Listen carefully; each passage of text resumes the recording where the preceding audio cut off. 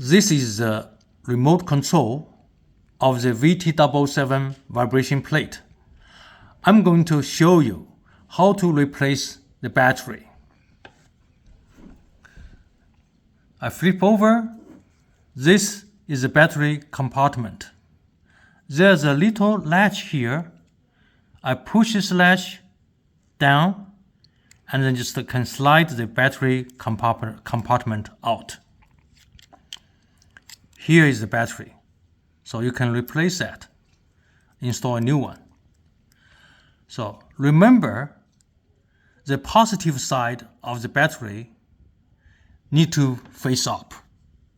So the positive side of the battery face up.